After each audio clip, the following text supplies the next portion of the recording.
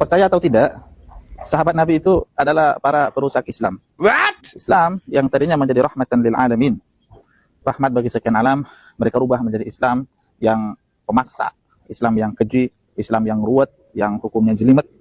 Siapa yang merubah? Bukan kita, bukan orang-orang yang zaman sekarang, justru mereka lah yang merusak Islam dari dalam. Tapi sayang seribu sayang, kita dipaksa untuk bertaraddi mengatakan semoga Allah meridai mereka. Ini betul-betul majnun, gila ya, gila.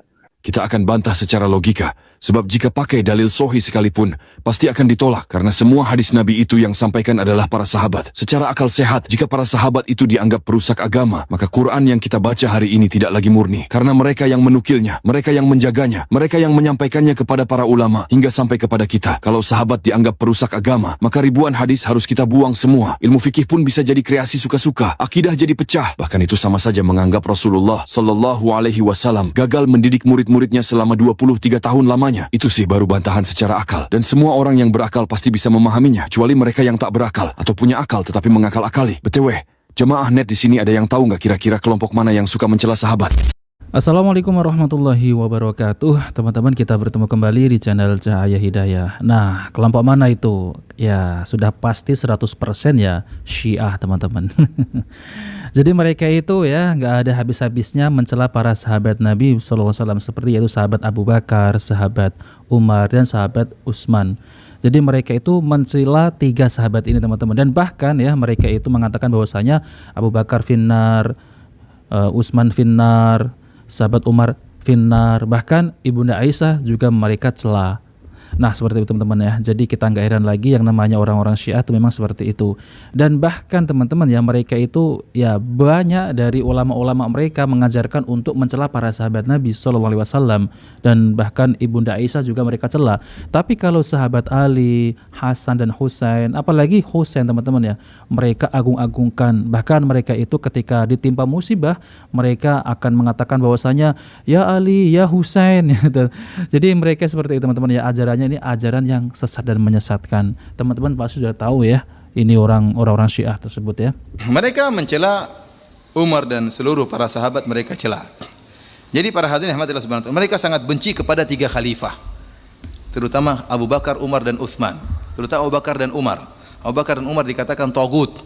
Keduanya dikatakan apa? Tagut. Umar dikatakan syaitan. Umar dikatakan apa? Syaitan. Kenapa mereka harus mengkafirkan 3 khalifah ini? Saya katakan bahwasanya agamanya orang Syiah tidak mungkin berdiri kecuali para sahabat kafir. Kalau para sahabat nggak kafir, agama mereka nggak bisa berdiri. Kok bisa demikian? Saya ulangi. Orang Syiah itu agamanya nggak bisa berdiri kecuali para sahabat kafir. Kalau para sahabat nggak kafir, maka agama mereka tidak bisa berdiri. Kita orang Islam sebaliknya, agama kita nggak bisa berdiri kecuali para sahabat mulia. Kok bisa demikian? Karena agama kita dibangun di atas Al-Quran dan hadis. Sementara yang meriwayatkan Al-Quran dan hadis adalah para sahabat. Kalau para sahabat nggak beres, Al-Quran dan hadisnya juga nggak beres. Orang Syiah kebalikan, agama mereka nggak bisa berdiri kecuali para sahabat kafir. Kok bisa demikian? Karena agama mereka dibangun di atas keyakinan 12 imam. Dan imam pertama adalah Ali bin Abi Thalib menurut keyakinan mereka. Barang siapa yang meyakini ada imam yang sah sebelum Ali bin Abi Thalib, maka membuyarkan agama imam 12. Berarti imamnya bukan 12. Berarti imam pertama Abu Bakar, imam kedua siapa? Umar, imam ketiga siapa? Utsman. Ali imam yang keempat. Berarti imam berapa? Bukan 12, imam 15. Padahal mereka meyakini imam harus berapa? 12, dan pertama harus Ahlul Bait. Dan ini merupakan rukun Islam yang sangat penting di sisi mereka. Nah, kalau ada orang meyakini ada imam yang sah sebelum Ali, maka akan menghancurkan agama mereka. Karenanya Abu Bakar harus kafir, Umar harus kafir, Utsman juga harus kafir, dan seluruh orang yang percaya mereka sebagai khalifah juga harus kafir. Karena kalau sampai Abu Bakar, Umar dan Utsman tidak kafir, dan kalau sampai kekhilafahan Abu Bakar itu sah, maka buyar agama mereka. Kalau sampai kekhilafahan Umar itu sah, buyar agama mereka. Kalau sampai Utsman itu khilafahnya sah, buyar agama mereka. Paham?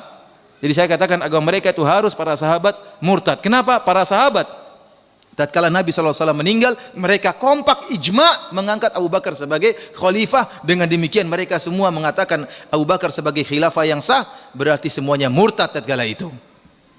Makanya agama mereka isinya mencaci maki para sahabat. Karena kalau para sahabat nggak kafir, agama mereka buyar. Agama mereka buyar. Maka perkataan tentang mencaci maki Umar bukan cuma Umar saja. Abu Bakar, Umar, dan Utsman dan juga sahabat yang lainnya yang setuju dengan kekhilafahan 3 orang ini. Radhiyallahu taala anhum ajmain. Adapun Umar mereka gambarkan dengan ya gambaran-gambaran yang buruk. Bisa sampai jam berapa? Masih lama. Mereka berikan gambaran-gambaran yang buruk. Umar mereka katakan seperti kata mereka dalam buku mereka, Umar punya penyakit di duburnya. Tidak bisa sembuh kecuali bima'ir rijal. Jadi Umar itu disodomi katanya. Bayangkan Umar yang gagah perkasa jadi disodomi. Kurang ajar benar. Kurang ajar ya. Umar harusnya jagoan, setan aja takut, ini sekarang jadi bencong, ya. Ini gimana orang-orang Syiah ini? Kacau. Kacau balau. Namun mereka bingung, ada kenyataan-kenyataan pahit yang tidak bisa mereka tolak dan mereka juga bingung dan mereka menyatakan kebingungan mereka. Sebagaimana Nikmatullah Al-Jazairi dalam kitabnya Al-Anwar Nu'maniyah bingung dengan suatu kasus yang terjadi. Apa yang dia bingung di antaranya?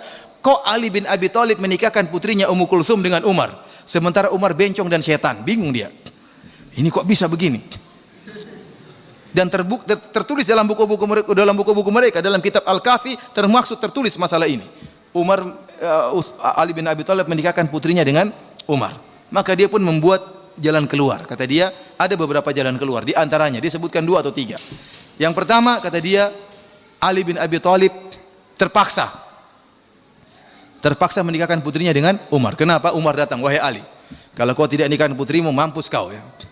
Ali takut, jangan. Iya, ambil aja katanya. Ini kan Ali kayak penakut besar ini.